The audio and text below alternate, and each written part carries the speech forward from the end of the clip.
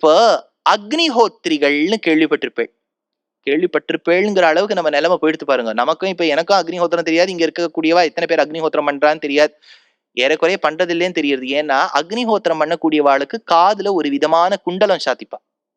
அது அக்னிஹோத்திரம். நீங்களும் ஏதோ குத்திட்டு கேள்வி, அது ஸ்டைலுக்கு அவ்வளவுதான். அதெல்லாம் காதுல ஒரு குண்டலம் தரிச்சிருந்தா அக்னிஹோத்ரின்னு பேரு. அக்னிஹோத்ரிகளுக்கு ஒரு பெருமை என்னன்னா நித்திய அக்னிஹோத்ரியா இருக்கணும். 3 வேளை பண்ணணும். திரேதா அக்னின்னு பேர். கார்த்தால ஒரு யஜ்ஞம், மத்தியானம் ஒண்ணும், சாயங்காலம் ஒண்ணும். சார் ராத்திரி பண்ண வேண்டாமா? ராத்திரியில சூரியன் அக்னிக்குள்ள பிரவேசம் பண்ணுவர்னு வேதம் சொல்ல காளிதாசனும் குமார சம்பவத்துல சொன்னான். சரி, இப்ப விஷயத்துக்கு வருவோம். இந்த 3 அக்னி குண்டங்கள் இருக்கு இல்லையா, நீங்க பொதுவா அக்னிஹோத்திரிகள் அடியன் 2-3 அக்னிஹோத்திரிகள் வீட்டுக்கு போயிருக்கேன், அந்த பாக்கியமாவது பண்ணியிருக்கேன். அவெல்லாம் பூர்வர்கள் பண்ண அக்னிஹோத்திர குண்டங்களை விழுந்து சேவிக்கணும். ஆச்சரியமா இருக்கும். அக்னிஹோத்திரம் பண்றவாளுடைய தேஜஸ் தாரணா சக்தின்னு ஒண்ணு இருக்கு. இந்த மாதிரி மறந்து போறது, அல்சைமர்ஸ், டிமென்ஷியா அந்த காலத்து பெரியவாளுக்கெல்லாம் வராது.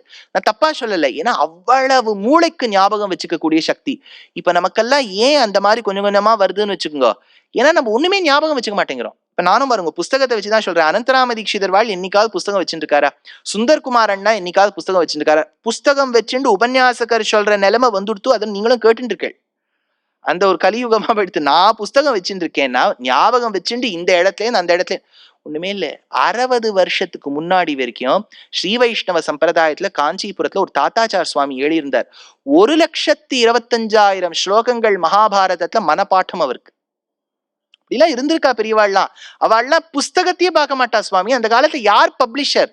ஏன்னா ஜெராக்ஸ் எல்லாம் எடுக்க முடியுமா? தேசிகன். ஒண்ணுமே இல்ல, ஒரு சுலபமா ஒரு விஷயம் சொல்றேன். போதாயன விருத்தி கிரந்தம்னு ஒரு விருத்தினா it is something which is larger than a commentary. பாஷ்யத்தோட பெருசுக்கு விருத்தின்னு பேர், பாஷ்யத்தோட சின்னதுக்கு டீகான்னு பேர். ஞாபகம் வச்சுங்க, பாஷ்யம் கமெண்ட்ரியை விட பெருசா இருக்கணும், அந்த பெரிய கமெண்ட்ரிக்கு விருத்தி அப்படின்னு பேர்.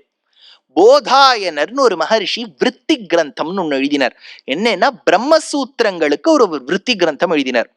அதனுடைய ஒரே காப்பி இப்பெல்லாம் நம்ம கடைக்கு போனா யஜுர்வேதம் ஒண்ணு கொடுங்க, சாமவேத புஸ்தகம் ஒண்ணு கொடுங்க, விஷ்ணுவேதம் கொடுங்க, டவுன்லோட் பண்ற அந்த அளவுக்கு நம்ம குறைச்சிட்டோம். ஒரே ஒரு காப்பி was available for போதாயன விருத்தி கிரந்தம் which was an exquisite commentary to the Brahma Sutras. And you know where it was? It was in Sharada Peetham, பாண்டாரம்னு பேரு. பாகிஸ்தான் ஆக்குபைட் காஷ்மீர்ல இருக்கக்கூடிய இடம். அது 1000 வருஷத்துக்கு முன்னாடி. ஏன்னா காஷ்மீர்ல இருந்து சம்ஸ்கிருதம் பேசிட்டானா அவ கெட்டிக்காரான்னு அர்த்தம். அவ்வளவு கெட்டிக்காரா காஷ்மீர்ல இருப்பா. சம்ஸ்கிருதம்னா அந்த பூமி. இப்ப சொன்னா நீங்கள சிரிப்பேள், ஏன்னா காஷ்மீரத்துல வாட் யூ டெல்லிங் காஷ்மீர் சம்ஸ்கிருதமான். மகாகவிகள்லாம் காஷ்மீரத்துல இருந்தா வருவா. க்ஷேமேந்திரன், ராஜசேகரன், என்னெல்லாம் மகான்கள் இருந்திருக்கா. ராமானுஜர் என்ன பண்ணார் தெரியுமா? அந்த ஒரு காப்பிக்காக இங்கேந்து நடந்து போனார் காஷ்மீர் வரைக்கும். நம்ம சாதாரணமா எடுக்கணும். He went by his Royal Enfield and Harley Davidson till Kashmir அப்படின்னு ஒருத்தர் போடுறார். 2700 கிலோமீட்டர் போனோன்னு பெரிய ஆர்டிக்கலா வருது.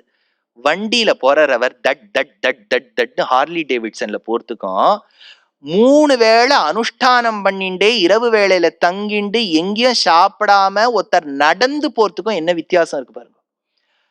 ராமானுஜர் நடந்து போறார். இப்ப அண்மையில மகாபெரியவா 3 ஆசேது ஹிமாச்சல நடந்திருக்காளே 3 தடவை நடந்து போனார். யாரோடனா அவரை விட வயசுல மூத்த சிஷ்யர் கூரத்தாழ்வானோட போயிருக்கார். எங்க? காஷ்மீரத்துல இருக்கக்கூடிய சாரதா பீட்டத்துக்கு போயிருக்கார். அங்க போய் அந்த கிரந்தத்தை எடுக்கலாம், ஓலையை எடுக்கலான்னு அங்க இருக்க வித்வான்கள் விடுவாளோ, அவ ஏதோ கேள்விகள் கேட்டா. கேள்விகளுக்கெல்லாம் பதில் சொல்லிவிட்டு உள்ளே சென்றார். சரஸ்வதி தேவியினிடத்தில் போதாயன விருத்தி கிரந்தத்தை பெற்றுக்கொண்டு வரும் வழியில பெற்றுக்கொண்டாச்சு. வர வழியில சூரிய அஸ்தமனம் ஆயிடுத்து. அதனால இவர் தங்கிட்டார். அனுஷ்டானம் எல்லாம் முடிச்சுட்டு தங்கிட்டார் பாஷ்யக்காரர். கூரத்தாழ்வானும் ஆச்சாரியன் கண் வளர்ந்து அருள வேண்டுமே என்பதற்காக படுக்கையெல்லாம் போட்டுட்டு நன்னா அவருக்கு எல்லா விதமான கைங்கரியமும் பண்ணிட்டு அவர் இருந்தார். அடுத்த நாள் கார்த்தால ஒரு 5 மணிக்கு பிராம முகூர்த்த வேளையில எழுந்துக்கலாம்னு ராமானுஜர் பார்த்தா இவ்வளவு மெனக்கெட்டு வந்து எடுக்க வேண்டிய புஸ்தகம் காணல. அந்த போதாயன விருத்தி கிரந்தம் காணல. எப்படி இருக்கும் பாருங்க. நம்ம மைக்ரோசாஃப்ட் வேர்ட் டாக்குமெண்ட்ல எல்லாம் டைப் பண்ணிட்டு ஆட்டோ சேவ் மோட் இல்லைன்னு வச்சுங்கோ, அவ்வளவுதான். அது எல்லாம் பண்ணிட்டு டிலீட் பண்ணிட்டோன்னு வச்சுங்கோ, எப்படி அப்படியே தவிச்சு போயிடுவோம். அந்த நிலையில அவர் இருக்காருன்னு வச்சுங்கோ. ஏன்னா இன்றைய காலகட்டத்துக்கு ஏற்ற மாதிரி சொல்லணும். அப்ப தவிச்சு போயிட்டார். ஐயோ, போதாயன விருத்தி கிரந்தம் இல்லாமல் நான் எங்கனே ஸ்ரீபாஷ்யம்ங்கிற கிரந்தத்தை எழுதுவேன்னு நினைச்சார். கூரத்தாழ்வான் வந்தார். அடியேன் 2 வார்த்தை பேசலாமான்னார். பேசினார். நீங்க ராத்திரி ஆச்சாரியன் உறங்கிய பிறகு நான் முழு கிரந்தத்தையும் ஒரு தடவை பார்த்தேன். இவ்வளவு பெரிய கிரந்தம் பார்த்துட்டேன். நம்ம ஆத்துல குழந்தை சொல்றோம், என் குழந்தை ஹாரி பாட்டருடைய அந்த சாசரர் ஸ்டோன் வந்த உடனே ஃபர்ஸ்ட் பேஜ்ல இருந்து பேஜ் கவர் டு கவர் ஒரே ராத்திரியில முடிச்சு கொடுத்து மோட்சமா கிடைக்கும். அதை படிச்சா போதாயன விருத்தி கிரந்தத்தை இவர் கூரத்தாழ்வான் படிச்சுட்டார். படிச்சு முடிச்ச உடனே ஆச்சாரியன் கேட்டார், நீ படிச்சிருக்கேங்கிறதுக்கு நீ முதல் வரி சொல்ல ஆரம்பினார். கட்ட கட்ட கட்ட கட்ட கட்ட கட்ட கட்ட கட்ட கட்ட கட்டன்னு முழு கிரந்தத்தையும் ஒப்பிச்சுட்டார். ஏகசந்தாகிராகின்னு பேர். அவ படிச்சான்னு வச்சுக்கோ, அப்படியே கண்ணத போட்டோகிராஃப் எடுக்கும். இந்த ஸ்கேனிங் ப்ராசஸ் மாதிரி நமக்கு அப்படி இருக்கோ? தெரிஞ்ச ஸ்லோகத்தையே 2 முறைக்கு மேல சொன்னா எவ்வளவு கஷ்டப்படுறோம் இல்லையா? ஏகசந்தாகிராகி, they gave complete work to their brain. அதனாலதான் அந்த காலத்துல இவ்வளவு சரித்திர நூல்கள்ல அவர் மறந்து போயிட்டார், தன்னையே மறந்தார், எதுவுமே இருக்காது. நீங்க பாத்திருக்கீங்களா? ஆனா இப்ப ஏன் அந்த மறதியெல்லாம் வருதுன்னா, நம்ம போன் நம்பர் நமக்கு ஞாபகம் இருக்கும் இல்ல, இன்னொருத்தருக்கு போன் அடிக்கிறோம், அவர் சொல்றார் நம்ம போன் எது நம்பர்னு. ஒரு 20 வருஷத்துக்கு முன்னாடி வரைக்கும் அடியேனுக்கே வீட்டுல ஒரு 40 பேரோட நம்பர் ஞாபகமா இருந்தது. இப்போ ஒருத்தர் நம்பரை ஞாபகம் வச்சுக்க வேண்டாம், அலாம அதுவே அடிச்சுடும். your body has the ability to tell you what time you have to wake up. you'll be surprised. நீங்க அலாமே வச்சுக்க வேண்டாம், 5 மணிக்கு எழுந்துக்கோன்னு நீங்க உள் மனசுக்கு சொல்லிட்டேன்னா அது 5 மணிக்கு முழிப்பு கொடுக்கும். அதையும் நம்ம ஆக்டிவேட் பண்றது இல்ல. கால்குலேஷன்ல கரிகா கடைக்காரர் என்னமா பண்ணுவார் தெரியுமோ? இதுல 1/4 kg 17 4ஆல டிவைட் பண்ணி கரெக்டா சொல்வார். அவர் ஒரு கணித சாஸ்திரத்தை மேதையெல்லாம் கிடையாது, நம்பர்ஸை சொல்லிடுவார். கால்குலேஷனுக்கு நம்ம யூஸ் பண்றது இல்லை, ஞாபகம் வச்சுக்கிறதுக்கு யூஸ் பண்றது இல்லை. ஸ்லோகங்கள் மனப்பாட்டம் பண்ண வேண்டாம், பாட்டு பாடுறவாளும் பார்த்துட்டே பாடுறா, எதைதான் நம்ம ஞாபகம் வச்சுக்கிறோம் இல்ல. அதனால தாரணா சக்தி ரொம்ப ரொம்ப ரொம்ப ரொம்ப முக்கியம். நம்ம சனாதன தர்மம் இன்றளவும் நளந்தாவ பக்தியார் கில்ஜி 1193ஆம் ஆண்டில் எரித்தான். 6 மாதங்கள் அந்த லைப்ரரி எரிஞ்சுட்டே இருந்துதான். சார் எரிஞ்சுட்டு இப்ப நம்ம சனாதன தர்மம் இருக்கு, ஏன்னா அந்த புஸ்தகம் was just the backup. அதனுடைய ஒரிஜினல் நம்ம ஆச்சாரியாளுடைய மனசுல இருந்தது. We are a civilization that believes that knowledge can be in our memory. This is the only civilization that is a living civilization. ஏன் சொல்றேன் கேளுங்க. எவ்வளவோ ஆன்ஸ்லாட்ஸ்க்கு அப்புறமும் அன்னைக்கு கஷ்யபர் சொன்ன அருண பிரஷ்னத்தை இன்னைக்கு முடிகொண்டான்ங்கிற கிராமத்துல ஒரு திண்ணையில உட்காந்துன்னு ஒருத்தர் அருண பிரஷ்னம் சொல்லிட்டு இருக்கார். இட் இஸ் ஸ்டில் லிவிங் இல்லையா? தாரணா சக்தி, ஞாபகம் வச்சுக்கிறதுக்கு நம்ம ரொம்ப முயற்சி எடுக்கணும். சும்மா எனக்கு ஞாபகமே இருக்கிறது இல்லை, ஞாபகமே எப்படி வச்சு முயற்சி எடுத்தால் தானே அது ஞாபகத்துக்கு இருக்கும். நீங்களே ஏதாவது ஒரு ஃபார்முலா கிரியேட் பண்ணிக்கோங்க, இது இப்படி இப்படி ஞாபகம் வச்சுக்கலாம், அது அப்படி ஞாபகம் வச்சுக்கலாம். வச்சுண்டால்தான் சனாதன தர்மம் நிலைக்குமே ஒழிய, இப்ப பக்தியார் கில்ஜி இப்ப எரிச்சிருந்தாருன்னு வச்சுக்கோங்க, இருக்கிற சர்வர் எல்லாம் உடைச்சிருந்தாருன்னு வச்சுக்கோங்க, இப்பெல்லாம் சர்வரா தானே இருக்கு, நமக்கு சனாதன தர்மம் நிலைத்திருக்காது. ஏன்னா நம்ம ஒருத்தருமே ஒண்ணுமே ஞாபகம் வச்சுக்கல, பேக்கப்பே கிடையாது. அந்த காலத்துல இருக்கவாளுக்கெல்லாம் மூளையில இருந்தது அப்படியே கனபாட்டினா அத்தனையும் பிரம்மஜன்னு பேர், முழுக்க பாட்டமாகணும் அந்த காலம். சரி, இப்ப விஷயத்துக்கு வரேன். இப்ப இந்த யஜ்ஞ குண்டத்தை பத்தி சொன்னேன்னா இதுல ஒரு சின்ன ஒரு விஷயம் சொல்றேன். யஜ்ஞ குண்டம் சர்க்குலராவும் இருக்கலாம். இந்த அக்னிஹோத்திரிகள் பண்ணக்கூடிய யஜ்ஞ குண்டம் எப்படி இருக்கும்னா சர்க்குலரா இருக்கும், ஸ்கொயரா இருக்கும், செமி சர்க்கிளா இருக்கும். 3 வேளையும் பண்ணக்கூடிய திரேதாக்னின்னு பேர். ஆகவனியம், தாட்சிணாக்னி, கார்கபத்தியம்னு பேர், திரேதாக்னின்னு பேர். இது 3 குண்டங்கள் இப்படி இருக்கும். ஆனா சாஸ்திரம் என்ன சொல்லிடுத்தோ, நீ எந்த அளவுக்கு அக்னிக்கு ஸ்கொயர்ல இடம் கொடுக்குறியோ அதே அளவுக்கு தான் நீ சர்க்கிள்லயும் இடம் கொடுக்கணும்னு. அப்படின்னா என்னன்னா, area should be the same. இப்போ சர்க்கிளோட ஏரியா என்ன?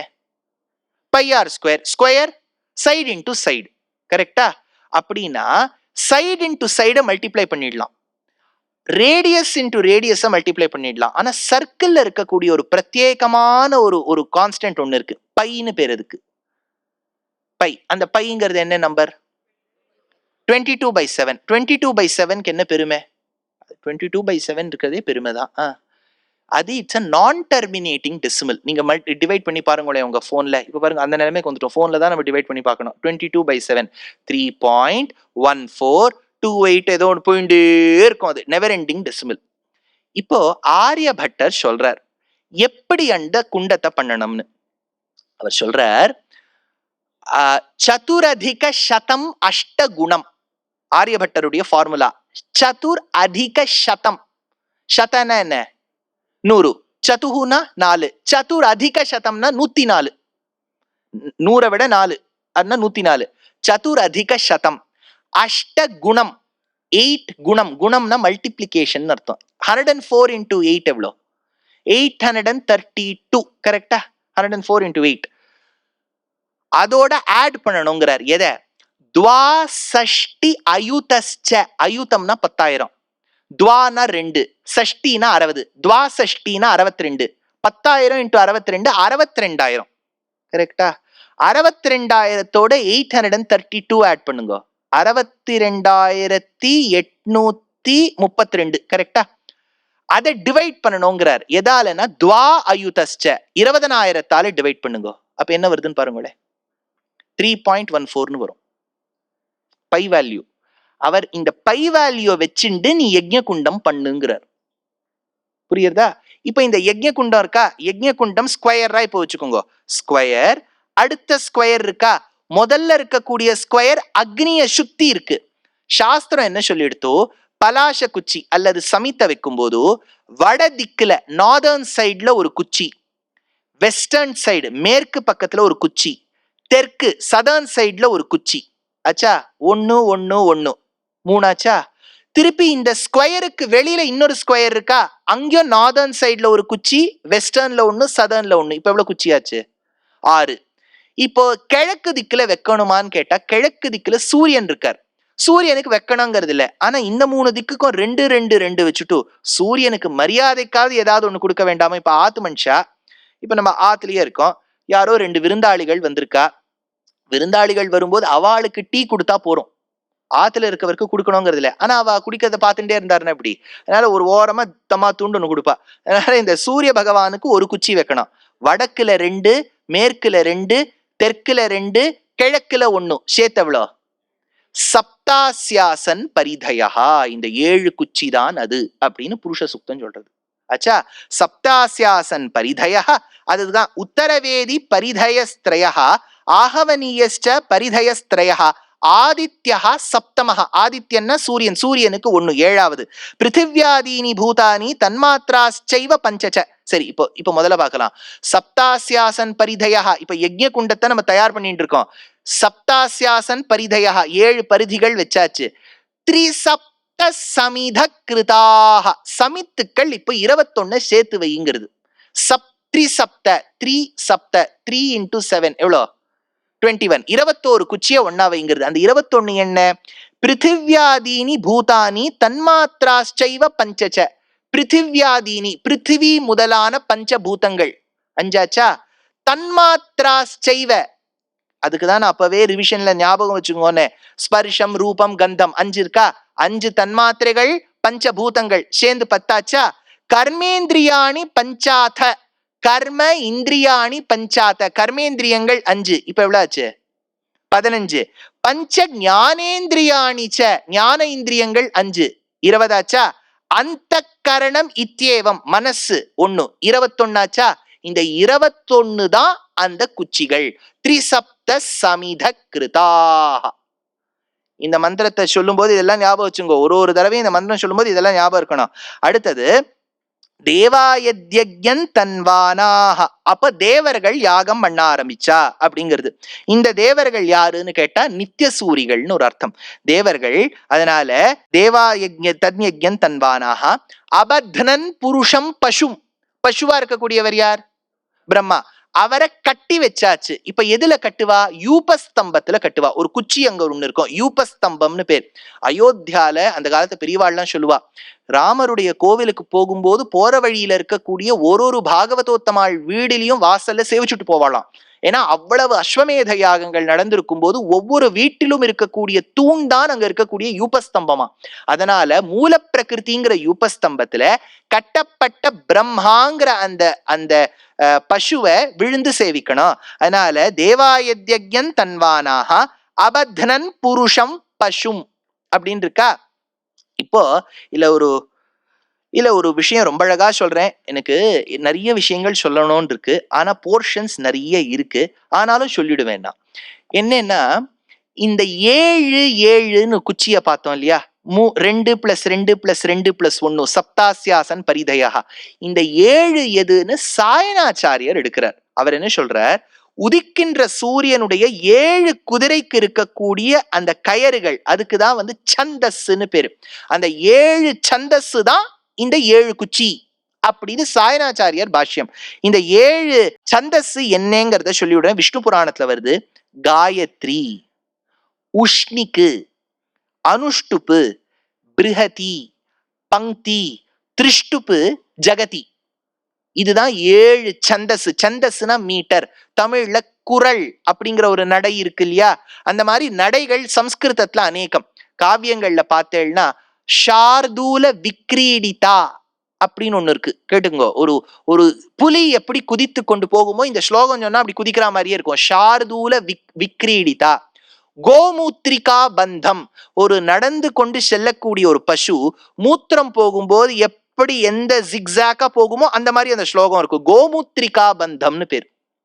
இன்னொன்னு சொல்றேன், அர்த்த பிரமரகம் அப்படின்னு ஒரு மீட்டர் இருக்கு. இப்ப நான் ஒரு ஸ்லோகம் சொல்றேன், நீங்க அப்படியே அதை மனசுல கற்பனை பண்ணி வரணும். இங்க பிபிடி எல்லாம் இல்ல எனக்கு, அதனால நீங்க மனசுலயே அந்த பவர் பாயிண்ட் எல்லாம் கிரியேட் பண்ணிக்கோங்க. நதீசார சமேதாத்ர தீப்தா பாசா நராவிருதா சாபா நாசௌ மாபிராமே யதா சௌமியாசு மானச அப்படின்னு ஸ்லோகம். இது எப்படி சொல்லணும்னா, இப்ப நான் முதல் வரியை சொல்றேன், நீங்க 8 பாக்ஸ் வச்சுக்கோங்க. ஒரு பாக்ஸ்லயும் ஒரு லெட்டர். ந தி சா ர ச மே தா த்ர முதல் வரி ஆயிடுதா? ரெண்டாவது வரி தி தா பா சா ந ரா விரு தா, ரெண்டாவது வரி ஆயிடுதா? சா பா நா சௌ மா பி ரா மே, மூணாவது வரி ய தா சௌ மியா சு மா ந ச, நாலாவது வரி. இப்ப இப்படி left to right, left to right, left to right, left to right, 4 ரோவியம் படிச்சேன்னா ஸ்லோகம் வருதா? இப்ப அந்த ரோவை எழுதி வச்சிருக்கோம் இல்லையா, செஸ் போர்ட் மாதிரி. இப்ப மேலேந்து வாங்கோ. ந ரெண்டாவது வரியோடது தி தா சா, இப்ப லாஸ்ட் வரி மேலே கீழே இருந்து படிங்க. சார சமே. நீங்க முதல்ல இப்படி படிச்ச ஸ்லோகம் இப்படி போட்டாலும் வந்துடும். இதுக்கு அர்த்த பிரமரகம்னு பேரு. சிலதுக்கு ஷரபந்தம்னு பேரு. ஷரபந்தம்னா இருக்கக்கூடிய வில் மாதிரி இருக்கும். அதே மாதிரி மிருதங்கத்துல இருக்கக்கூடியது மாதிரி ஒரு ஸ்லோகம் எழுதலாம். மிருதங்கயத்தின்னு பேர் அதுக்கு. அது மிருதங்கத்துல இருக்கக்கூடிய விதத்துல எழுதலாம். என்னென்னவோ இதுக்கெல்லாம் சித்திர பத்தத்தின்னு பேர், சித்திர காவியம்னு பேர். ரொம்ப அழகா இருக்கும். இப்ப ஆழ்வார் திருவழுக்கூற்றிருக்கைங்கிற பிரபந்தத்துல எடுத்தார். அப்ப என்ன சொல்வார்னா, 1 1 2 1 1 2 3 2 1 1 2 3 4 3 2 1 1 2 3 4 5 4 3 2 1. இதை நீங்க அப்படியே திருப்பி போட்டேன்னா திருப்பி உங்களுக்கு ரதம் மாதிரி வருமா? இது வந்து ஆறாவமுதனுக்கு பாடியது. ஏன்னா ஆறாவமுதன் ரதத்துலதான் இருப்பார். இதுக்கு ரதத்துல எழுதின பந்தம்னு பேரு, ரதபந்தம்னு பேரு. இந்த பிரபந்தமே ஒரு சேரியட் ஃபார்ம்ல இருக்கும். கம்ப்யூட்டர்ல இதுக்கு பாஸ்கல்ஸ் ட்ரையாங்கிள் அப்படின்னு பேரு. ஒரு ப்ரோக்ராமாவே எழுதுவா பாஸ்கல்ஸ் ட்ரையாங்கிள். அப்பேற்பட்ட கவிதா சாமர்த்தியங்கள்லாம் உண்டு இல்லையா? சூரியனுக்கு இருக்கக்கூடிய 7 கயர்கள்ல இந்த குதிரையை பிடிச்சுக்கிறதுல 7 சந்தஸ் இருக்கு. முதல்ல இருக்கக்கூடியது காயத்ரி. காயத்ரிக்கு 24 அக்ஷரங்கள் இருக்கும். அதனால்தான் சொன்னேன், பூர்புவ சுவஹான்னு ஆரம்பிக்கிறது இல்லையா, அங்கேருந்து காயத்ரி கிடையாது, தத்சவிதுர்வரேண்யத்திலேருந்து தான் காயத்ரி. 24 அக்ஷரம் இருக்கும், 3 வரிகள். Each line will have 8 letters. 3 into 8 24. ரெண்டாவது சந்தஸுக்கு உஷ்ணிக்குன்னு பேரு. அதுல 2 வரி, ஒரு வரிக்கும் 8 எழுத்து இருக்கும். 16 ஆயிடுதா? 16 பிளஸ் இன்னொரு வரிக்கு 12 எழுத்து இருக்கும். சேர்த்து போட்டேன்னா 28 எழுத்தோடு கூடியதுதான் உஷ்ணிக்கு அப்படிங்கிற சந்தஸ். மூணாவது அனுஷ்டுப், ரொம்ப பிரசித்தமான சந்தஸ். ராமாயணம், மகாபாரதம், விஷ்ணு புராணம், ஸ்லோகங்கள் எல்லாமே அனுஷ்டுப் சந்தஹா. மகாவிஷ்ணு பரமாத்மா ஸ்ரீமன் நாராயணோ தேவதா, அந்த இடத்துல அனுஷ்டுப்புன்னு வருதா? அனுஷ்டுப்புனா 4 வரி, ஒவ்வொரு வரியிலையும் 8 எழுத்து இருக்கும். ஞாபகம் வச்சுங்க. வன மாலி கதீர் ஷார்ங்கி 8, சங்கி சக்ரி ச நந்தகி 8, ஸ்ரீமான் நாராயணோ விஷ்ணுர் 8, வாசுதேவோபி ரக்ஷது 8. 8 into 4 32. இதுக்கு அனுஷ்டுப் சந்தஸ்னு பேர். மூணாவது சந்தஸா? நாலாவது பிருஹதி அப்படிங்கிற சந்தஸ். அதுல 2 வரிகள் 8 எழுத்தோட இருக்கும். ஒரு வரி 12 எழுத்தோட இருக்கும், இன்னொரு வரி அப்புறம் 8 எழுத்தோட இருக்கும். 36 எழுத்தோடு கூடியது பிருஹதி. அடுத்தது பங்கி, 5 வரிகள், ஒரு வரியிலையும் 8 எழுத்து, 5 into 8 40. திருஷ்டுப்பு, ஒவ்வொரு வரியிலையும் 11 எழுத்து, 4 வரிகள் இருக்கும், 44. கடைசியா இருக்கிறது ஜெகதி, அதுல 4 வரி இருக்கும், ஒவ்வொரு வரியிலையும் 12 எழுத்து, 48. அப்படின்னா காயத்ரி என்கின்ற முதல் சந்தஸுக்கு 24, உஷ்ணிக்கு 28, அனுஷ்டுப்புக்கு 32. என்ன கவனிக்கிறீங்க? 4 4 எழுதிட்டு இருக்கு. 24, 28, 32, 36, 40, 44, 48. இது 7 சந்தஸ் தான். 7 குதிரைக்கும் இருக்கக்கூடிய கயறு. இதை தாங்கிக் கொண்டு அருணோதயம் ஆக பின்னாடி சூரியன் வருகின்றான். இந்த சந்தஸ்ல பிரதமத்துல இருக்கக்கூடிய காயத்ரி என்கின்றதான் நம்ம கார்த்தால பாக்குறோம். அதனாலதான் காயத்ரி மந்திரத்தை சொல்லி அர்க்கியம் விடுறதுங்கிற ஒரு வழக்கம் உண்டு. இப்ப இந்த முதல்ல சொன்ன 7 குச்சி எது? இந்த 7 சந்தஸ். இந்த 7 சந்தஸுக்கு ஸ்லேடையா அர்த்தம் சொல்லி பட்டத்ரீல் நாராயணியத்துல எடுக்கிறார். ஷாக்யரோத ஜகதி திருதிஹாரி மூர்த்திமேஷ பிருஹதீம் பிரததானஹ பங்கிமாஷு பரிகூர்ணிய பசூனாம் சந்தசாம் நிதிமவாப பவந்தம். அந்த அசுரனை வதம் பண்ணும்போது கிருஷ்ணர் 7 சந்தஸுக்கும் நாயகனாய் இருக்கக்கூடியவர் 7 சந்தஸுக்கு 2வது அர்த்தம் வைத்திருக்கக்கூடிய இந்த அசுரனை கொன்னு முடித்தார் அப்படின்னு பட்டதிரியில் எடுத்தார். அடுத்த மந்திரத்துக்கு போயிடலாம்.